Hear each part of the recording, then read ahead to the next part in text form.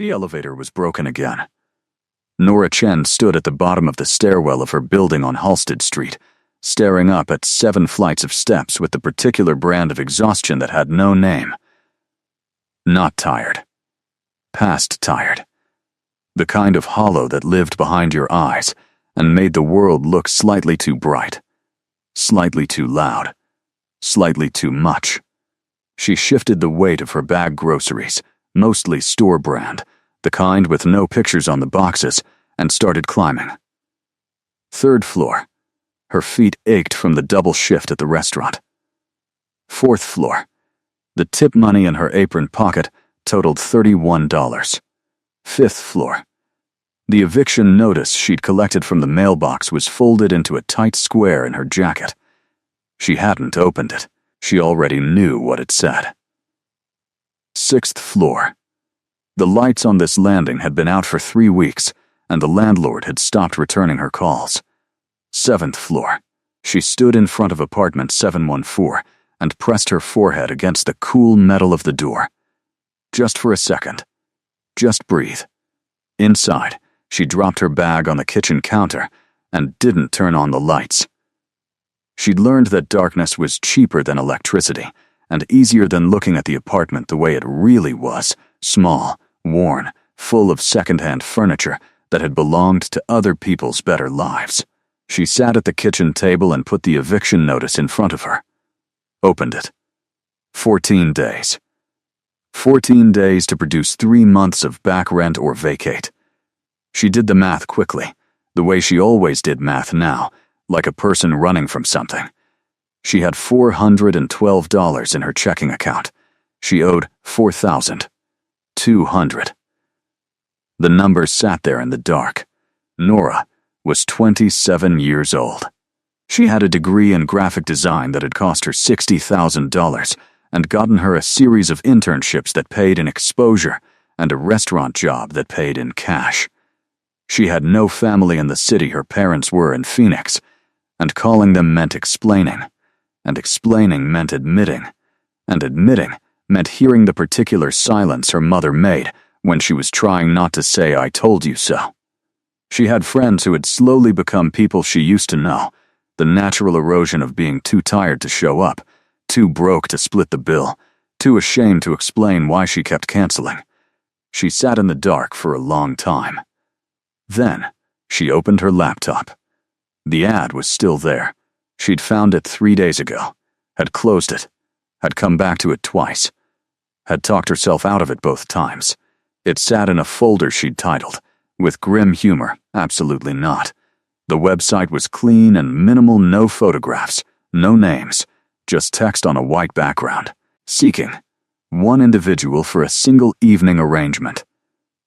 Attendance required at a formal private event. No personal details will be exchanged. No contact afterward. Compensation: $10,000 deposited upon arrival. She had read it so many times the words had lost their shape. $10,000. It was not an escort listing. She had checked. Had read the fine print 3 times. Had searched the host organization's name and found it attached to a series of legitimate charity events and real estate holdings, and the kind of old money that didn't need to advertise itself. The arrangement was simple. Attend an event. Play a role. Leave. A companion for an evening. A placeholder. She told herself she was just going to look at it one more time. At 11:45 p.m., she sent the inquiry. At 11:47 p.m., she received a reply. The details were sparse. A car would collect her the following evening. She should wear something formal. She would be briefed on arrival. The $10,000 would transfer upon entry. If she chose to leave at any point during the evening, she was free to do so, and $500 would be provided for her time regardless. It was the last line that made her believe it was real. Scams didn't offer exit clauses. She sat with the laptop open until 2 in the morning, reading and rereading, turning the decision over in her hands like a stone. Then she thought about the eviction notice on the table. She thought about her mother's silence. She thought about climbing those 7 flights of stairs for the rest of her life, or not being able to, because there would be no apartment to climb toward. She wrote back, "I'll be ready at 7. She slept better than she had in months. The car was a black town car, the kind with tinted windows and a driver who didn't speak unless spoken to. Nora sat in the back in the only formal dress she owned, navy blue, bought second-hand for a job interview 2 years ago, pressed 3 times this evening until the fabric held its shape through sheer determination. She watched the city change outside the window, her neighborhood, then the better neighborhood, then the neighborhood that didn't have a name because people who lived there didn't need one. The building they stopped in front of was old in the way that only money could preserve. Stone facade, iron railings, the kind of architecture that said we have always been here and we will be here long after you are gone. There were no signs, no event banners, just 2 figures in dark coats flanking the entrance and a door that opened before she reached it. A woman appeared at her elbow, mid-40s, severe dark suit, silver hair pulled back with the kind of precision that suggested she had never once in her life been caught off guard. "Miss Chen," she said it the way people said names when they'd read them from a file.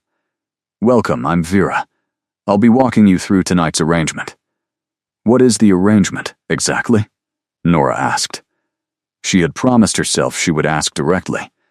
She had spent 27 years being polite when she should have been direct, and she was trying to stop. Vera looked at her with something that might have been approval. "You are here to attend a formal gathering as a guest of the house. You will be introduced as an associate. You will not be asked to speak at length.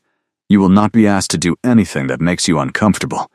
You will eat excellent food, stand in beautiful rooms, and leave at midnight with $10,000 and a car home." "And the host?" Vera paused. 1 beat. Just 1. "He is a private man. He values discretion above all else. Tonight is a business obligation he would prefer to navigate with company rather than without it." Nora nodded. That she understood. She had spent years making herself useful to people who needed something filled in. The money transferred to her account at the door. She checked her phone, saw the number, felt something loosen in her chest that had been pulled tight for so long she'd forgotten it was there. She walked inside. The entrance hall was the kind of room that made you feel like you had arrived somewhere important without knowing why. High ceilings with plasterwork that had no right to be that detailed, dark wood floors that gleamed like still water, and chandeliers that scattered light in patterns Nora's design brain immediately started cataloging warm amber, not white, deliberately chosen, the kind of lighting that made everyone look like a better version of themselves. She followed Vera through the hallway and into a large reception room where perhaps 60 people stood in small groups, all dressed in the quiet, expensive way of people who had nothing to prove. No sequins, no statement pieces, just fabric that draped correctly and jewelry that caught light without asking for attention. Nora looked down at her pressed navy dress and felt the familiar calculus of not quite right. Vera stopped at the edge of the room. "He'll be a few minutes. Stand here. Take a drink from the tray when it passes. Look comfortable. Can I ask what he looks like?" "You'll know him," Vera said, and walked away. That was not an answer. Nora took a glass of something pale and cold from a passing tray and stood at the edge of the room and watched people. She had always been good at watching. It was a skill that came from years of being the person in the room who didn't quite belong you, learned to read the room before the room read you. She watched the clusters and could feel the invisible architecture of allegiance and tension. 2 men near the fireplace who kept glancing at the door, a woman in green who smiled at everyone and watched everything, an older couple who moved through the room like they owned the air in it. Then she felt it. It wasn't a sound or a movement. It was more like a shift in pressure, the way the atmosphere changed before a storm. The room didn't go quiet, that would have been too obvious, but something in the collective body language of 60 people adjusted. Subtly, the way people adjust when someone powerful enters a space and they don't want to be caught noticing. Nora turned. He stood at the far entrance. Her first thought was that he was tall.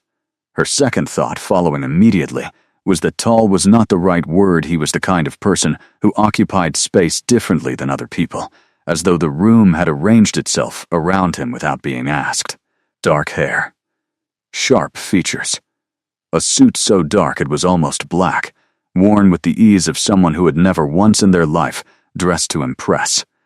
And his eyes, when they found hers across the room, were the color of deep water. Not blue, not gray. Both, and neither, the kind of color that changed depending on the light. He walked toward her, and the room adjusted again, conversations continuing but spines straightening, gazes flickering. Nobody stared directly. Everyone noticed. Miss Chen. His voice was low and unhurried, a voice that had learned long ago that it didn't need to raise itself to be heard. "I'm told you're here as my guest this evening." "You're told correctly," she said. Something shifted at the corner of his mouth. Not quite a smile. "I'm Kale." Just Kale? Just Kale tonight.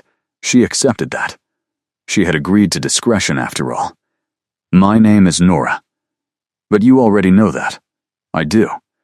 He accepted a drink from the tray without looking at it, his eyes still on her. "I appreciate you coming on short notice. I appreciate the compensation," she said, and immediately wondered if that was too blunt.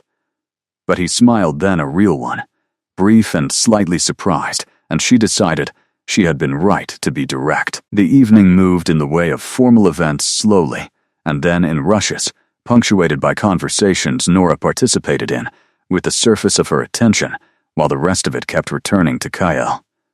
He was, she noted with professional detachment, extraordinarily good at rooms. He said little. He listened in a way that made people feel chosen. He had the gift of stillness, the ability to remain motionless while everyone around him moved, and to make that stillness feel like attention rather than absence. He stayed close to her. Not crowding there was always an arm's length of space, but present, in the way of someone who had decided she was his orientation point for the evening. At one point, a man with silver cufflinks and the smile of someone who charged by the hour approached, and said something to Kale in a low voice that Nora couldn't hear. Kale's expression didn't change, but something in his stillness shifted, a tightening, almost imperceptible. He glanced at Nora. "Would you excuse me for 10 minutes?" "Of course." She watched him cross the room and disappear through a side door with the silver cufflinks man. She watched the room recalibrate in his absence, like a tide adjusting to the moon. Vera materialized at her elbow. "You're doing well. I'm just standing here." "That is," Vera said with complete seriousness, "more difficult than it sounds in a room like this." Nora looked at her. "What kind of room is this exactly?" Vera smiled for the first time, the kind where what you don't say matters more than what you do. She moved away before Nora could ask a follow-up. Kyle returned 12 minutes later. She knew because she'd counted. He came back to her side with the seamlessness of someone returning to a position they'd already decided was theirs. He didn't explain the absence. The room thinned slowly pairs, and groups drifting toward exits with the unhurried certainty of people who had cars waiting. At 11:50, Kyle turned to her. "There's a matter I need to address before midnight. It requires a witness." He paused. "It's a formality. Vera can explain." Nora looked at him. In the warm amber light, he was difficult to read, not cold, not unkind, but sealed in the way of someone who had learned that expression was a form of exposure they couldn't afford. "What kind of formality?" she asked. "The kind that requires a signature and takes approximately 4 minutes. She should have asked more questions.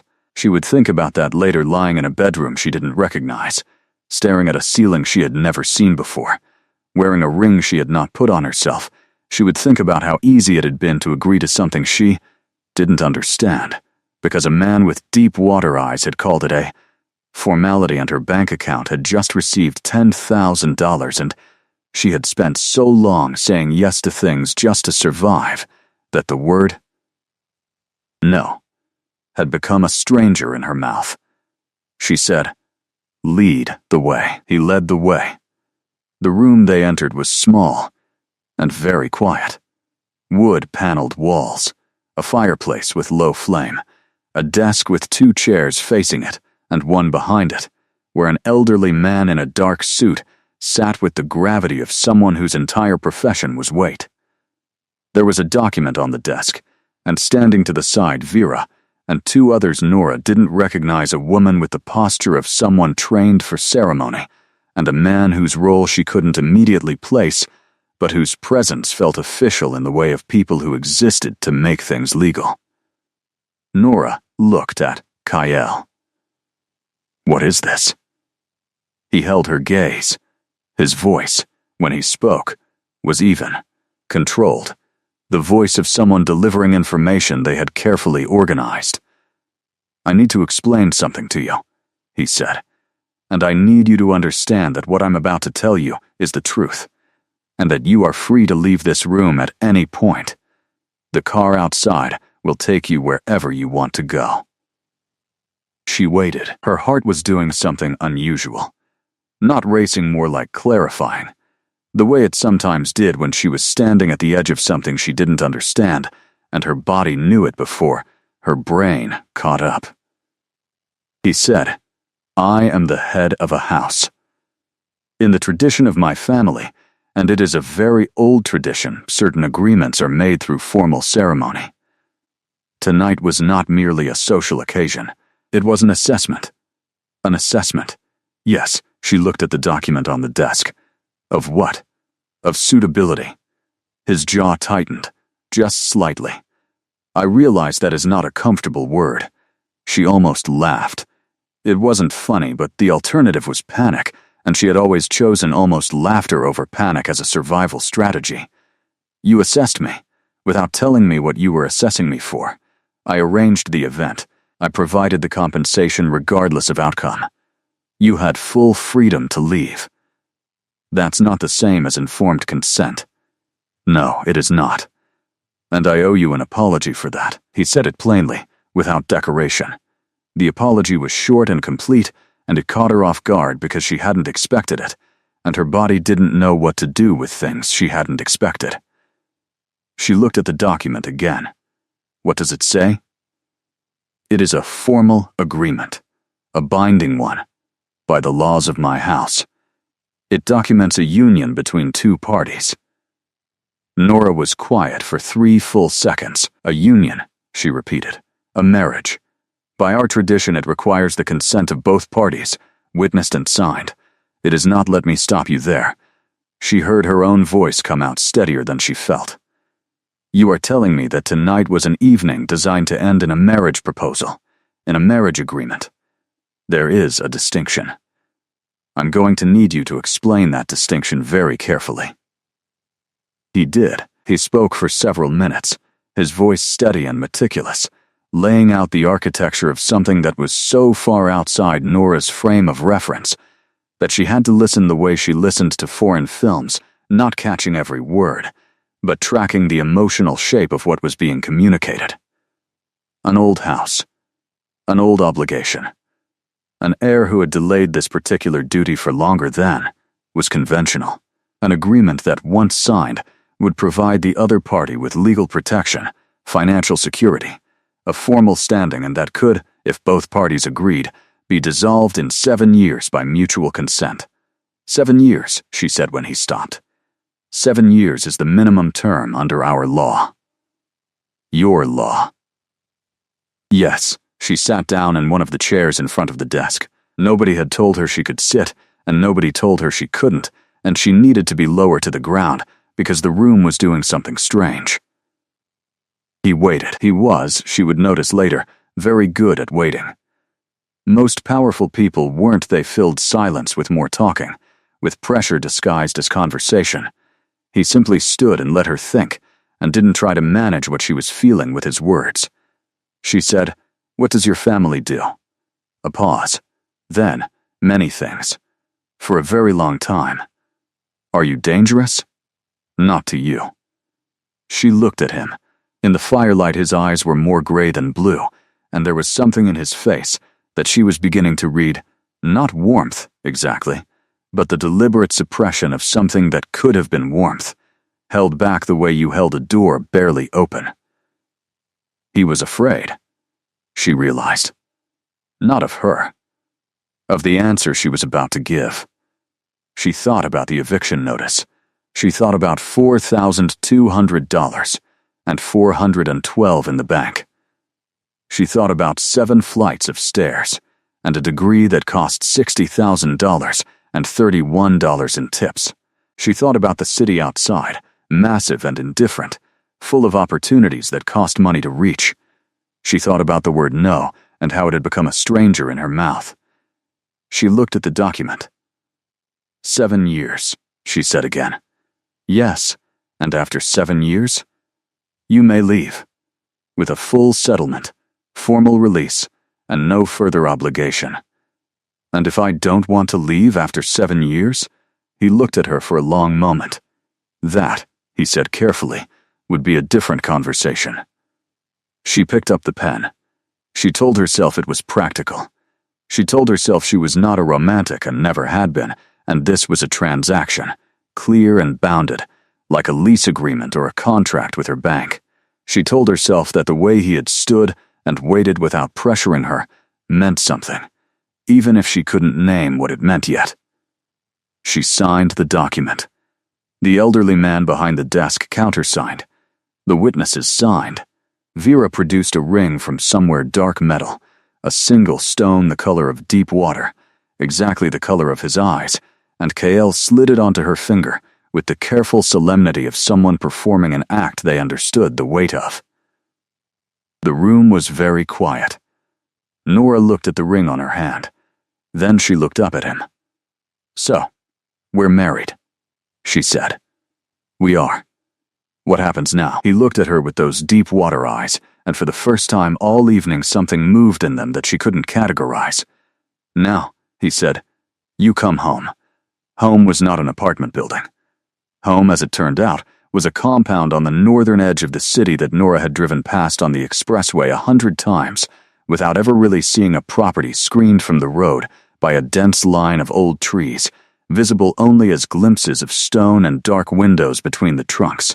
Up close, it was a manor house, the kind that existed in period dramas and the architectural history books she'd used in college. 3 stories, stone that had gone dark with age and weather, windows that were taller than necessary and deeply set, like eyes under heavy brows. The car pulled through iron gates that opened without anyone visibly operating them. Nora sat in the back seat with the ring on her hand and watched the house approach. Kael sat beside her. He hadn't touched her since the ring, hadn't crowded her, or leaned in, or done any of the things that fear had been quietly preparing her for on the drive. He sat at a careful distance and looked out his own window and allowed her the space of her thoughts, which were moving very fast and in several directions simultaneously. The car stopped. Vera was already at the door impossibly. She had been at the manor and yet she'd been at the event, which meant either there were 2 Veras, or she'd arrived by a route faster than the car, and Nora filed that question away in a category she was building in her mind called Things I Need to Understand. This way, Vera said. I'll show you to your rooms. Your rooms. Not your room. Which Nora noticed. The inside of the manor was not what she'd expected. She had been bracing herself for cold stone floors, tapestries, the gothic gloom of money so old it had stopped trying to look modern. Instead, it was warm. Real warmth, from fireplaces she could hear and feel, and the light throughout was amber and low. Similar to the event, someone had decided long ago that this house would be lit as if it were always late evening, and had committed to that decision with the thoroughness of principle. The rooms Vera showed her to were on the 2nd floor. A sitting room, a bedroom, a bathroom with a deep tub and towels folded with the precision of a hotel that had never lowered its standards in its entire existence. Your things will arrive tomorrow. Vera set a key on the table by the door. Breakfast is served from 7. There are no locked doors in the common areas. His Majesty will speak with you in the morning. His Majesty, Nora repeated. Vera's face offered nothing. Sleep well, Miss Chen. She was gone. Nora stood in the center of the sitting room and turned very slowly, taking inventory the way she always took inventory of unfamiliar spaces, exits first, then light sources, then the details that told you who lived here and how. The sitting room had books on 2 walls, floor to ceiling, the kind of books that had been read and returned imprecisely, spines at slight angles, some turned backward, a desk by the window, a chair near the fire that had been sat in so often the fabric had shaped itself to a body, fresh flowers on the table, white, the kind that smelled clean without being sweet. Someone had prepared this room for a person. She went to the window and looked out. The grounds in the dark were enormous, trees and what looked like gardens, and, far to the east, a wall. Not a fence. A wall. The kind built by people who understood that the difference between a fence and a wall was a statement about permanence. She sat on the edge of the bed. She was married. The word was strange in all the ways you would expect, and also in ways she hadn't anticipated.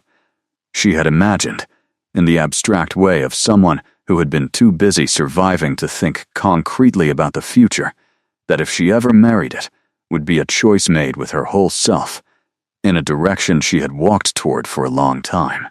Not a pen on a desk. Not a firelit room with an elderly man in a dark suit and a ring the color of deep water.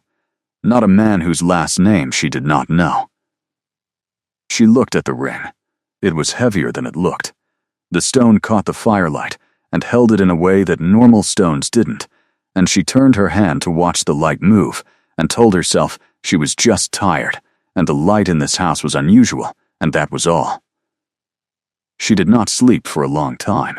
When she did sleep, she dreamed about deep water, not drowning, not afraid, just standing at the edge of something vast and looking at the surface, and knowing, with the certainty that only dreams provided, that what was underneath was not what she expected. Breakfast was set in a small dining room off the main hall, a table for 2, which told her the household had decided not to leave the matter of mourning ambiguous. Kyle was already there when she arrived, sitting with coffee and a newspaper, an actual physical newspaper, which struck her as either charming or anachronistic. She hadn't decided yet. He stood when she entered. She noted that. It was the kind of automatic courtesy that came from a long time of practice, not performance. She sat across from him. A plate appeared from somewhere she hadn't seen anyone with food arranged with the same artful precision as the event the night before. "You didn't sleep," he said. It wasn't a question. "I slept eventually." He nodded. He looked different in daylight still contained, still that quality of careful stillness, but less formal. The suit was dark but simpler.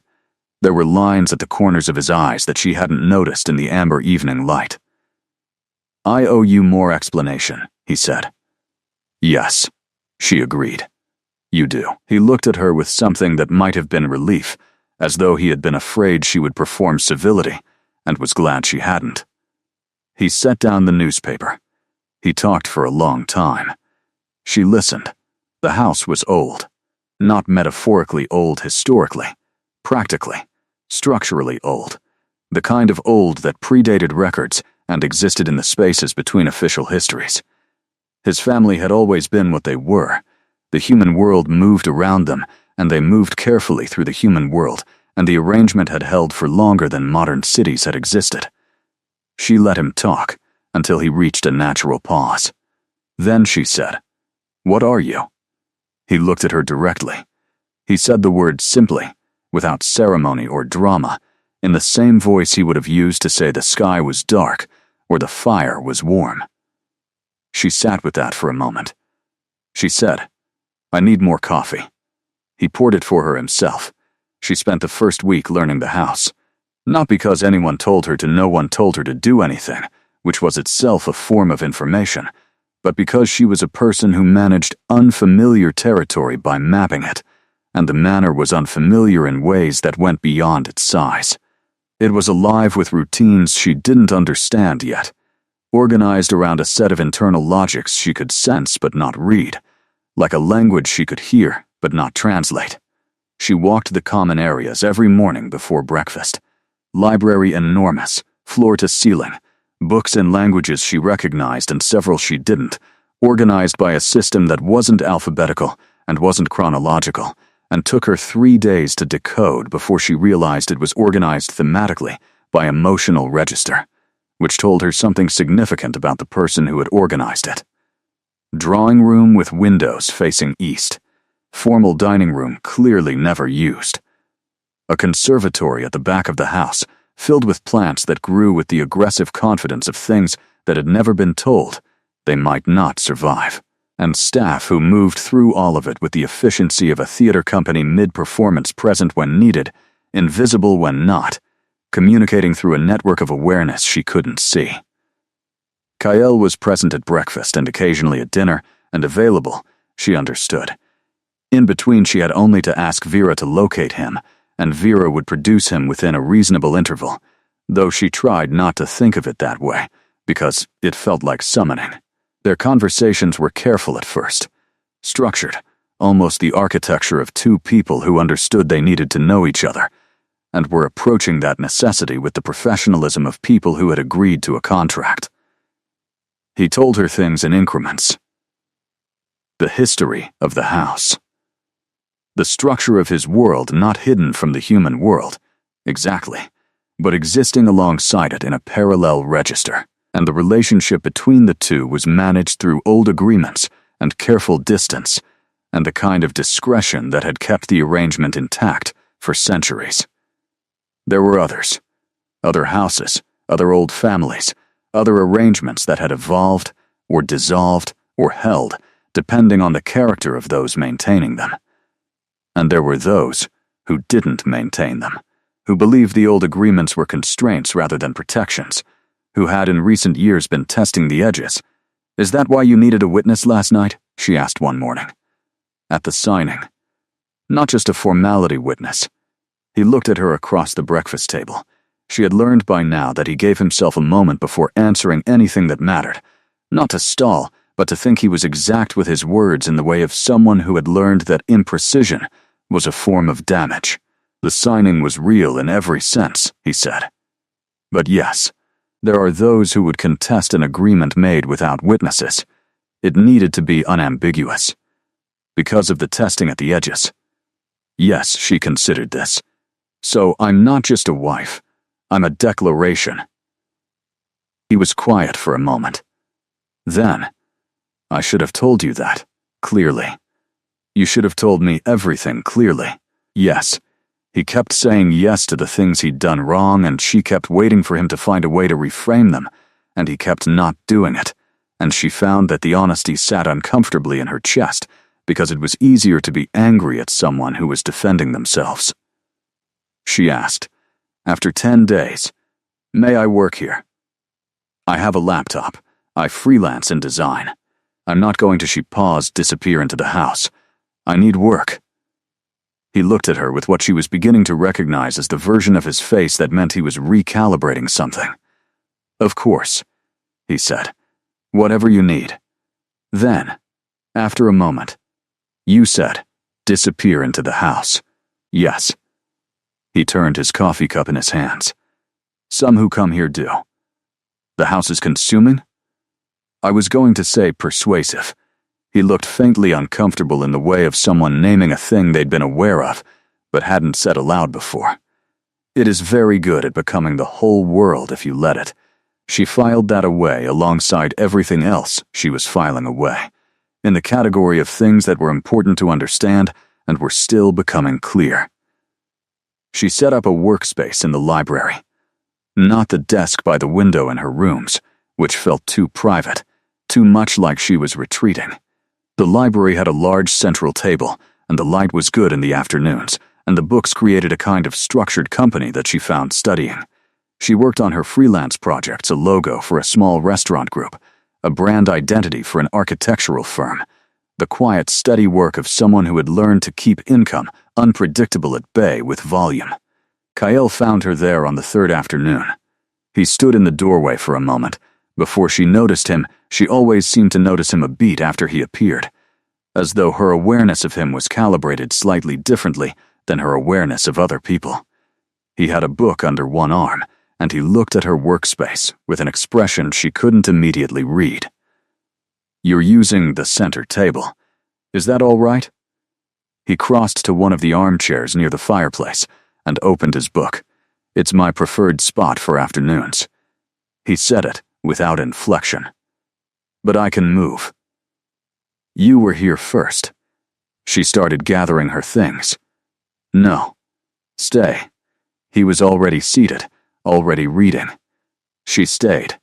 They spent the afternoon in parallel, the only sounds the fire and the occasional page turning, and, outside, the wind moving through the old trees.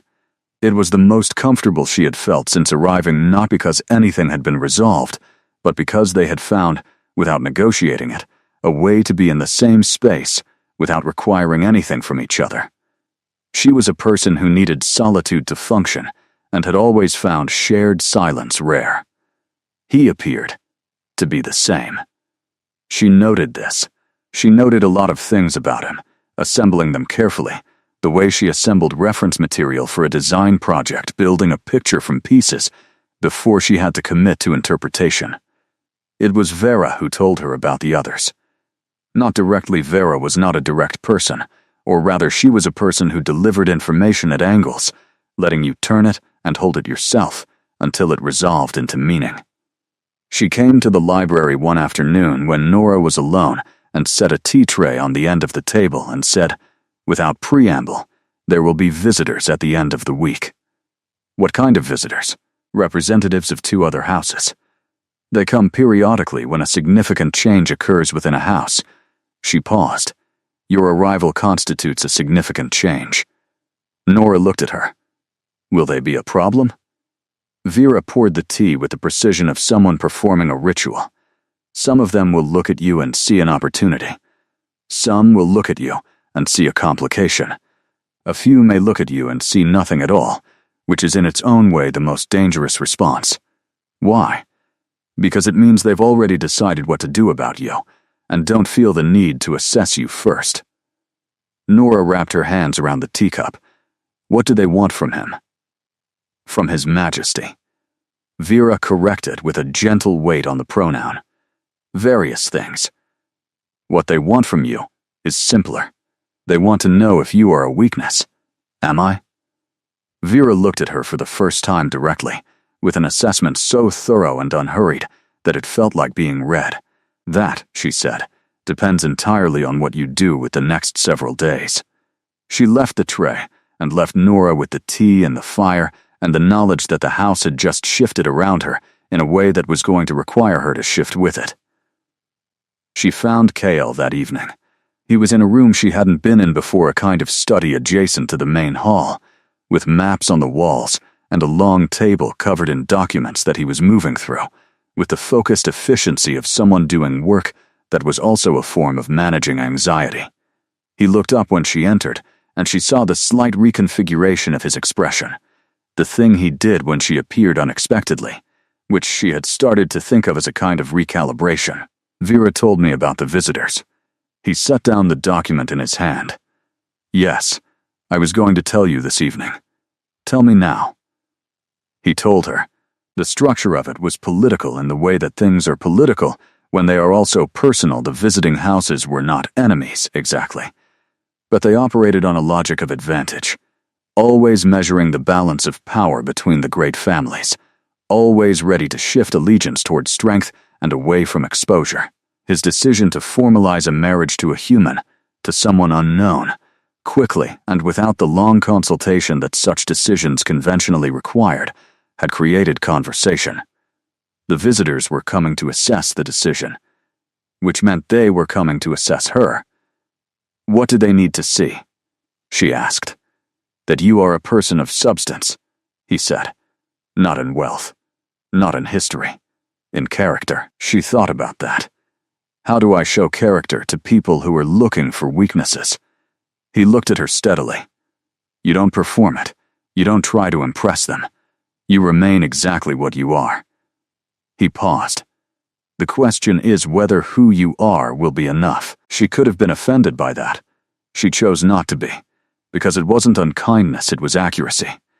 He didn't know yet who she was in any full sense. Neither did she, entirely, in this context. Who do you need me to be? She asked. He shook his head, and for the first time she saw something unguarded in his face, something that wasn't the careful management of impression, but was instead just him. Just the thing underneath all the stillness. I don't need you to be anyone other than what you are. I made that mistake once before, he said.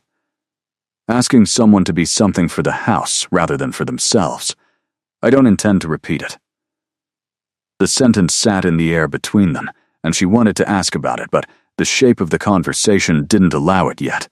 So she left it there and stored it in the category of things she was building toward understanding. I'll need to know the specific dynamics before they arrive, she said instead. Who defers to whom? Who is looking for what? I'm a designer. I work in context. Give me the information and I'll figure out how to show up. He looked at her for a long moment. Then, he picked up his document and moved it aside and pulled out a chair across from himself and said, "Sit down." She sat. He talked for 2 hours. She listened, asked questions, took mental notes with the efficiency of someone who had trained herself to retain what she heard, because she'd never been able to afford to miss information. By the end of it, she had a picture imperfect, partial, the way all pictures were before you had been in the room of what she was walking into at the end of the week.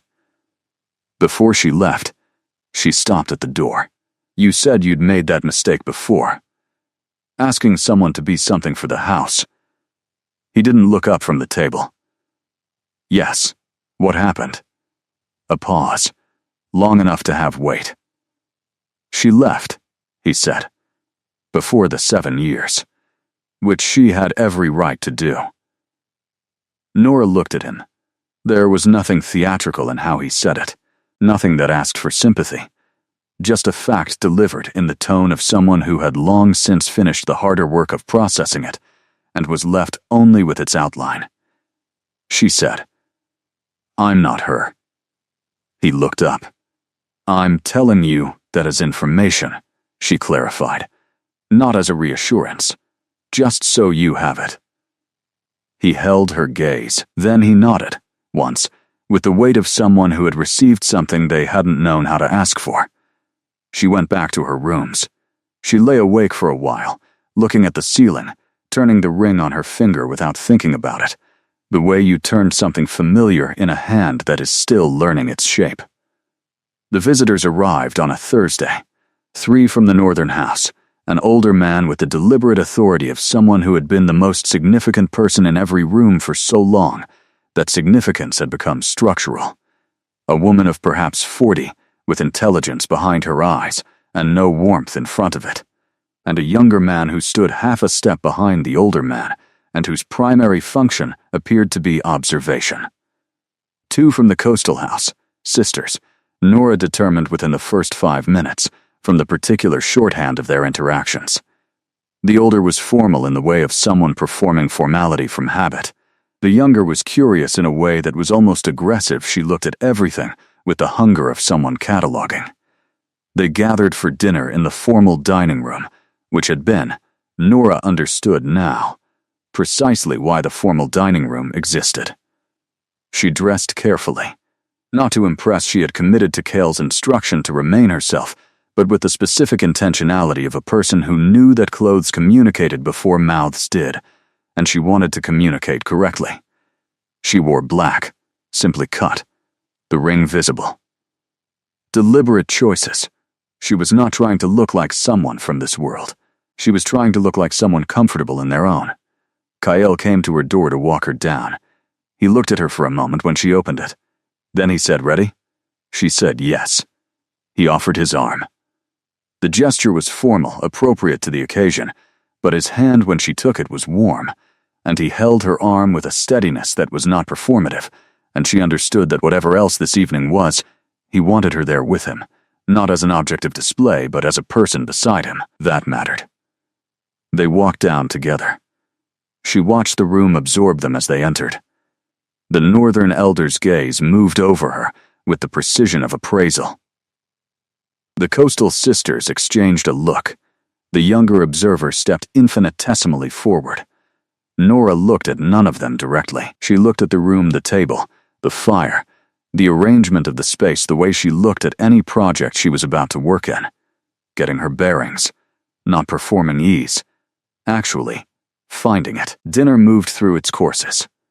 The conversation was layered in the way of gatherings where the real business is never the announced subject, ostensibly about shared history, territorial concerns, recent events in the wider network of houses, but underneath about Nora, always returning to Nora with the oblique persistence of a current beneath a surface.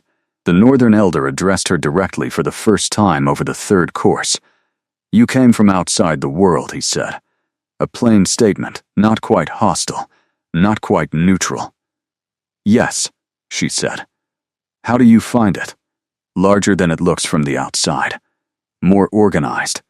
She paused. "More afraid than I expected." The table was very briefly quiet. The elder raised his eyebrows. "Afraid of what?" "Of what changes when boundaries shift," she said. "I understand that. In my work, I've watched organizations react to new elements with exactly this kind of structured concern." She held his gaze. "It's not personal. It's preservation instinct. The trick is figuring out whether what you're preserving is actually worth protecting, or whether you've been protecting the form of something and forgotten the substance." The elder looked at her for a long moment. Then, at KL. Then, back at her. He picked up his wine glass. The younger observer, she noticed, had written nothing down, but was very still in the way of someone recording. The coastal elder was more direct. She waited until after dinner, in the drawing room, when the groups had loosened their formation and people were moving more freely, and she found Nora near the window and stood beside her with the particular posture of someone who had chosen this positioning deliberately. "You're practical," she said. "I try to be." Not what they expected. What did they expect? Something softer, someone he could manage easily. Nora looked at the woman. "And is that what you expected?" A pause. "Then, I expected someone who didn't know what she'd agreed to." The woman's voice shifted. Just slightly. "I was wrong about that. I didn't know everything when I agreed," Nora said honestly. "I still don't. But I know enough to know that not knowing everything doesn't mean you can't make decisions. You just make them with what you have, and you stay honest about the gaps." The woman looked at her with an expression that for the first time that evening was not assessment. It was something cleaner. Something closer to respect. She moved away without another word. Kyle found Nora at the window an hour later. The evening was winding down. Coats were being retrieved. Cars called. He stood beside her, and they watched the visitors make their exits with the elaborate ceremony of people who never simply left a room. When the last car had disappeared down the drive, he said, "That went well." "Did it?" "The elder from the north thinks you're dangerous." He said it neutrally. Diagnostically. "Is that bad?" He considered. In this world, dangerous is not always a disadvantage. It depends on the direction of the danger. She looked at him sideways. "What does he think I'm dangerous to?" He was quiet for a moment. "I think he hasn't decided yet." She turned back to the window. The ring on her hand caught the light from the fire behind them and held it briefly.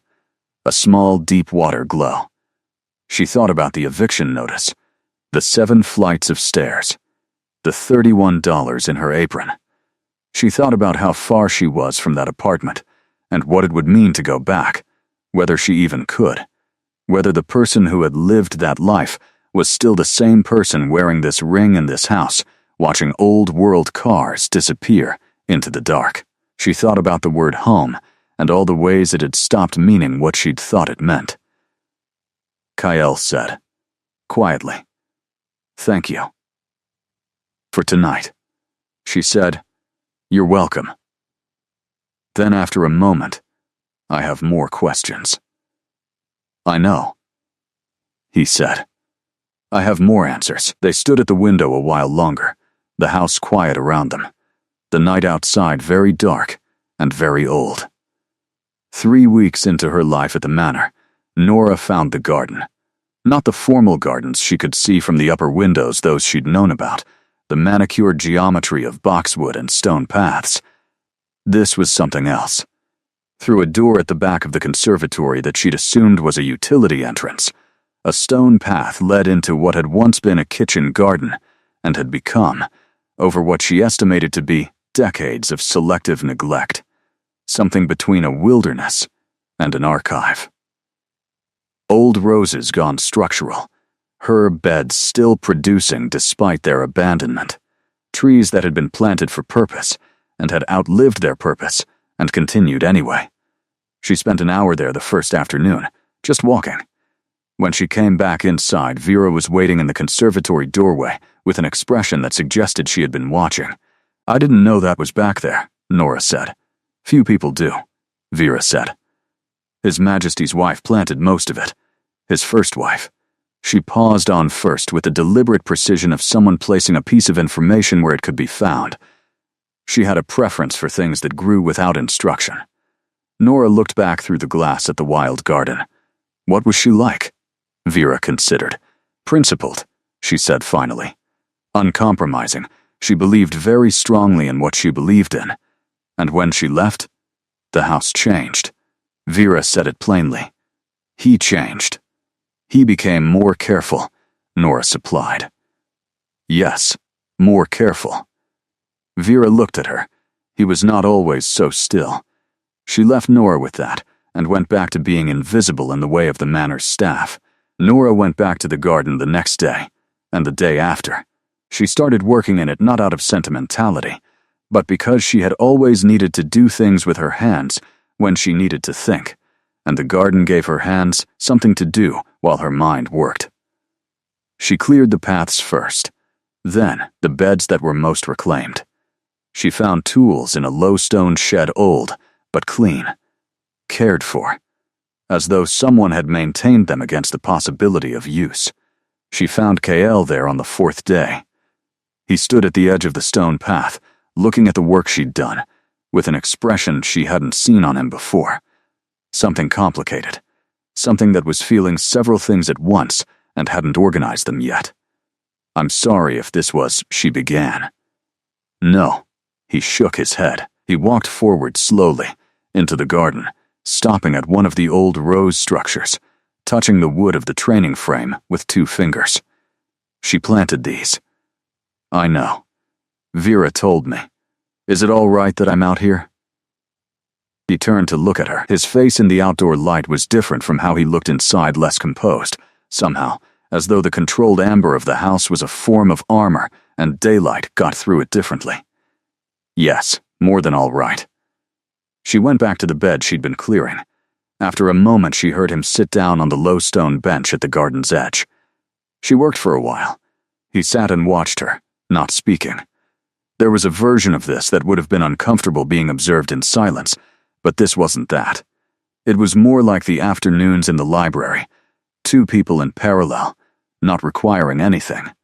Eventually she said, without looking up, "She left because you asked her to be something for the house." A long pause. "Not exactly," he said. "I asked nothing of her. But the house asked things. The obligation of it. The structure. She wanted a life with fewer walls." He was quiet for a moment. "I don't think I understood at the time how the house can become the walls. Do you understand it now?" "I'm still learning the difference between structure that holds something together and structure that holds something in." She sat back on her heels and looked at him. He was looking at the roses, at the wild climbing roses that had gone far beyond their training structure and were now just growing in whatever direction they chose. She said, "I grew up in a very small apartment in Phoenix. 2 bedrooms, 5 people. I used to sit on the fire escape at night and look at the city and feel both trapped and like the city was possibility. Both at once, every time." She paused. "I've always lived in the middle of contradictions. I'm not afraid of them." He turned from the roses and looked at her. "Most people want contradictions resolved," he said. "I know." She turned back to the garden bed. "But resolving them usually means losing something true." The garden was quiet except for the wind and the sounds of her working, and somewhere far away a bird she didn't recognize. He came back to the garden the following day without being asked. And the day after that. They developed a rhythm. She worked. He sometimes helped and mostly watched, and occasionally talked not about the house or the politics of his world, but about other things, the gradual disclosure of a person who had been careful for a long time and was making small decisions about what to uncage. He'd read everything, in the way of someone with centuries at their disposal, and a mind that had never stopped wanting to fill itself. He had opinions about architecture, about design, about the difference between things that aged well and things that merely survived. He was funny, occasionally dry, deadpan, the humor of someone who had decided not to perform it, but didn't mind if you caught it. She found herself looking forward to the garden. She found herself looking forward to him. She noted this carefully, the way she noted everything, turning it over and placing it precisely where it belonged, not denying it, not elaborating it into something it wasn't yet, just holding it honestly, the way she tried to hold everything. It was the northern elder who moved first. Kyle told her over breakfast, his face carefully organized into the version of itself that meant the information was serious, and he had already processed the first layer of it and was presenting it to her cleanly. Emmerich the Elder has made a formal challenge, not to the marriage itself, to the process. He's claiming the signing was not properly witnessed by a neutral party. Nora put down her cup. Is he right? He has grounds to raise the question. Whether he has grounds to sustain it depends on interpretation of the old code. He paused. There are those who would support his interpretation because it serves their interests, regardless of what the code actually says. What happens if the challenge is sustained? The marriage would be considered provisional, which in practical terms means unprotected, which means you become vulnerable. We both become vulnerable. He said it without drama. The challenge is to the house as much as it is to the marriage. She was quiet for a moment. She was thinking about the night of the signing, the room, the witnesses, the elderly man behind the desk, the specific care that had been taken. Who were the witnesses? She asked. He told her their names. She recognized none of them. Are they neutral parties? 2 are members of my house. 1 is an independent arbiter licensed under the old code. He paused. It is the 3rd that Emmerich is contesting. The independent arbiter. Yes, his status is being challenged on a technicality. She looked at him. What kind of technicality? A bureaucratic one. The certification of his license to act as arbiter under the code requires renewal every 50 years. His last renewal was 49 years and 11 months ago. Emmerich's legal team is arguing that the renewal had not yet occurred at the time of signing. Nora stared at him. 1 month. Less than 1 month. She made a sound that was not quite a laugh. That's incredibly thin.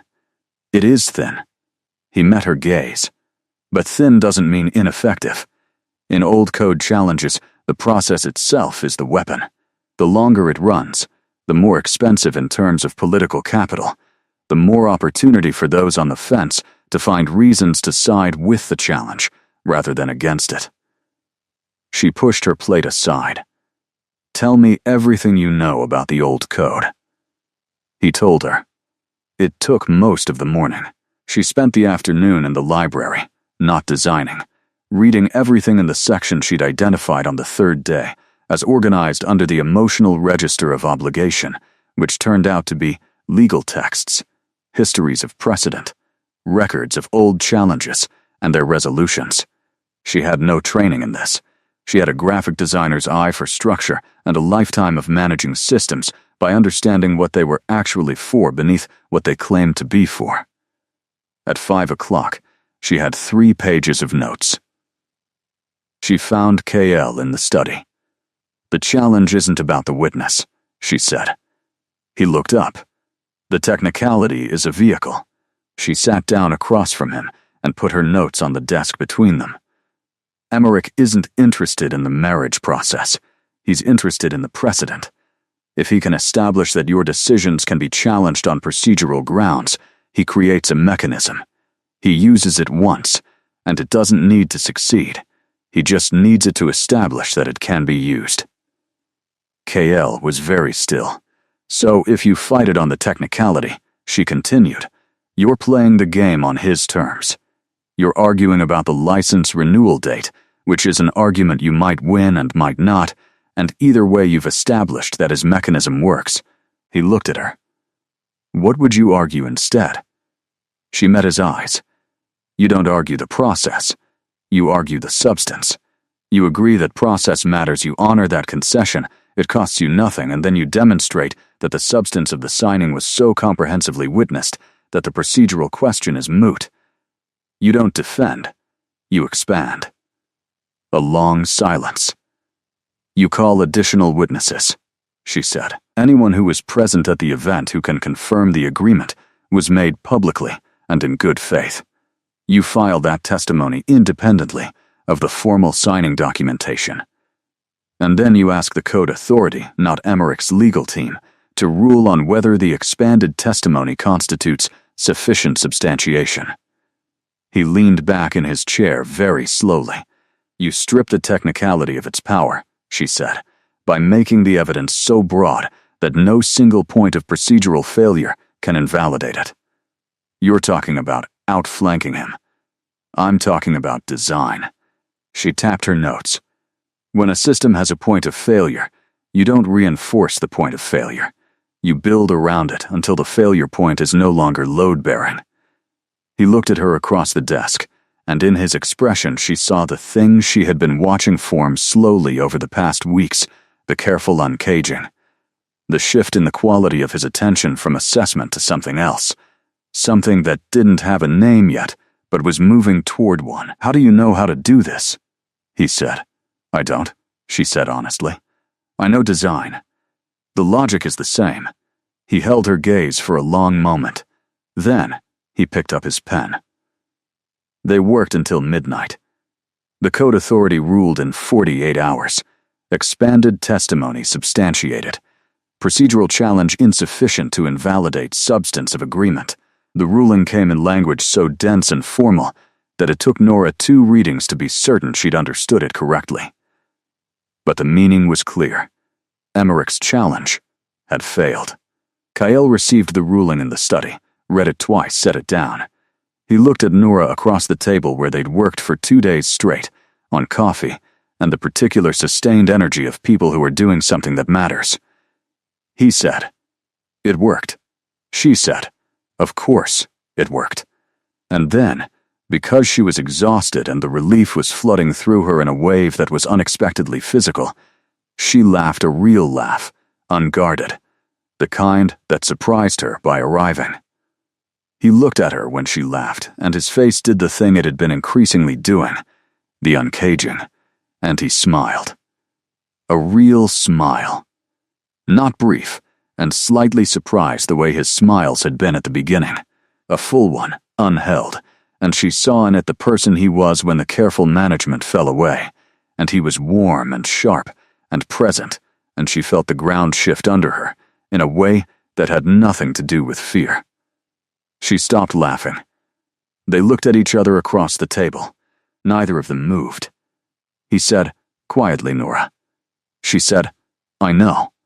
Because she did know, had been knowing for some time, in the incremental accumulating way she knew things, pieces arriving and being placed, and building into a picture that was becoming impossible to look at as anything other than what it was. She said, "I'm not going to pretend I don't feel what I feel, but I also need to tell you that I'm not staying because I feel it. I was staying before I felt it." He looked at her steadily. "I know," he said. "That's exactly why it matters." She came around the desk. Not performed, not romantic in the constructed sense, just movement, a decision, the body doing what it had been arguing for long enough. She stood in front of him, and he stood up, and he was close enough that she could see the deep watercolor of his eyes, and all the complexity in them, the centuries, and the grief, and the careful management, and underneath, all of it, the thing that had been there since the subway, the gold thread of something that had been waiting to be seen. He raised his hand and touched her face. The same deliberate care he applied to everything, permission in the movement, choice in every millimeter of it. She leaned into his hand. He said her name again, just her name, the way it sounded when it meant something. She kissed him, and the house around them was very still, as though it had been holding its breath for 3 weeks and had finally been given permission to exhale. They talked for a long time after, in the low firelight of the study, the ruling on the table forgotten, the world outside the windows dark and quiet. He told her things he hadn't told her before, not strategically, not in the organized briefings of the early weeks, but freely, the way you talk when the reason to guard against someone has dissolved. She told him things too, about Phoenix and the fire escape and the design degree, and the way her whole life had been a series of doors she'd stood in front of and not known whether to go through until the decision made itself. She said, "I don't regret signing." He said, "I know you didn't at first." She shook her head. "I mean from the beginning. Even when I was angry about the way it happened, even when I was figuring out what I'd agreed to, I don't think I ever regretted it." He was quiet for a moment. "Then, I was afraid to hope for that." She looked at him sideways. "You were afraid?" He smiled, the real one. "Occasionally. Don't tell anyone." In the garden the following week, she planted something new. Peonies from the kitchen garden seed store, which had been maintained against possibility like all the other things in this house. They were slow to establish. They needed years to reach their full bloom. They were not for now, but for what came after now, which was its own kind of statement. Kyle sat on the stone bench and watched her plant them. He said, "You're assuming we'll be here to see them." She pressed the soil down over the roots with both hands. "I'm assuming we'll have the choice." He was quiet. She looked up at him. He said, "When the 7 years ends." She met his eyes across the garden. "I know what I want." She paused. "I want you to know that before you ask, so it doesn't feel like an answer to a question. It feels like what it is." He looked at her with the full depth of those deep water eyes, and she saw in them the thing she had been watching grow, the settled warmth of someone who had stopped bracing against the good thing and was finally, carefully, beginning to let himself have it. He said, "I want you to know the same." She went back to the peonies. The garden moved in the wind around them, the old roses and the new planting and the trees that had outlived their purposes and continued anyway, growing without instruction, the way the best things did. The months that followed were not simple. Nothing in this world was simple. She had learned that quickly. In the way you learned the texture of a new material by working with it, you didn't know its true character until you had pressed against it from several directions. The challenge from Emmerich had failed, but it had opened a conversation in the wider network of houses, and conversations in this world had long half-lives. There were meetings and delegations and evenings where she sat beside KL in rooms full of very old people with very old agendas, and she had learned by now to move in those rooms with the ease of someone who understood them not belonging to them, never pretending to belong, but fluent, in the way she had become fluent in the manner itself, by paying attention and staying honest about what she saw. She kept designing. The freelance work had grown into something more intentional. She had started taking on commissions for companies connected to Kyle's network, identity work, and visual strategy, the design of things that needed to communicate trust without explaining themselves. She was good at it, better than she'd been before, because she now understood in her bones the difference between surface and substance, and that understanding made her work more precise. Vera brought her tea in the library one afternoon and said, without preamble, "You've become someone this house recognizes." Nora looked up. "Is that different from belonging to it?" Vera considered. "The house belonged to you from the day you arrived. The recognition is you, not the house." She poured the tea. "It's knowing you can leave and choosing the rooms you're in." Nora thought about that for a long time. On an evening in early autumn, she and Kale walked the grounds after dark. They did this sometimes now, a habit grown of the garden afternoons extending into the evenings as the nights came earlier, neither of them having decided to start doing it, and neither of them having considered stopping. The grounds in autumn were extraordinary, the trees turning in colors that the amber indoor light couldn't compete with, gold and deep red, and the particular orange of old maples, and the air sharp and carrying the smell of wood smoke from the house's chimneys. She had been thinking about something for several days. She said, "I want to understand what I am here. Not in the formal sense, not the legal title." She paused. "I want to understand what you would like me to be." He was quiet for a while, walking, then he said, "My wife, first. That's not a small thing in this world, despite how it may have felt at the beginning." She waited. "My partner," he continued, "in the actual sense. Not as a front for the house. In decisions. In what we build here." He looked at her. "You've already been that. I'm asking you to know that I see it." She accepted that. "What else?" He stopped walking. She stopped with him. He turned to face her, and in the dark his eyes held the ambient light of the October garden, and she had long since stopped being surprised by the depth of what was in them. "Someone I am learning how to stay for," he said. "Not the house. Not the obligation. Someone I am learning to stay for because I want to, not because the old code requires it." She looked at him. She said, "That took a long time for you to say." "I know." His jaw moved slightly. "I've been careful for a very long time." "I know," she said. "I know you have."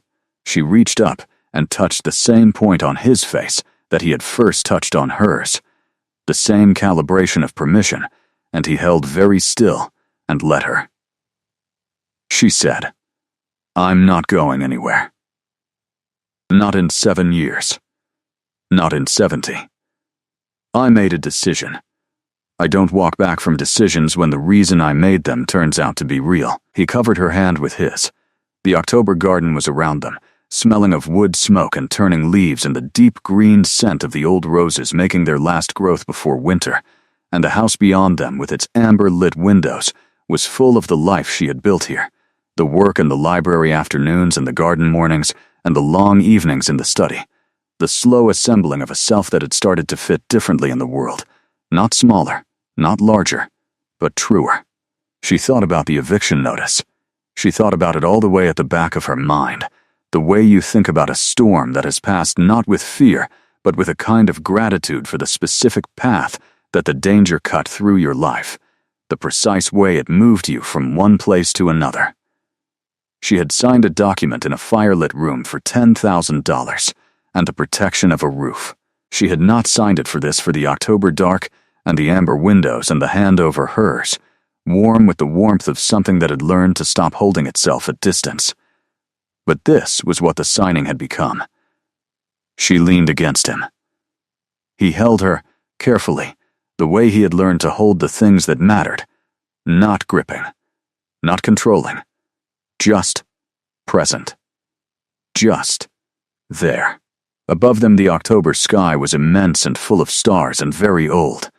And Nora Chen, who had sat in a dark apartment 4 months ago with a $4,000 deficit and a degree that hadn't worked, and a life that had been slowly narrowing, stood in a garden of deep autumn color, and felt the particular expansive certainty of someone who had walked through a door without knowing what was on the other side, and found it despite everything. Because of everything exactly wide enough, she said, "I would have done it anyway." Done what? All of it. Even if the money hadn't been what it was. If I'm honest, she felt him shift, just slightly, looking down at her. I would have said yes anyway. Why? She was quiet for a moment. "Because you looked sad," she said finally. And I gave a sad stranger my number, and I have never once regretted following a thing through to where it actually went. He was quiet for a long time. Then he pressed his lips to the top of her head, and the garden held them both, the old roses and the new peonies, and the trees that continued beyond their purposes, growing without instruction, alive in the autumn dark, reaching toward whatever came next.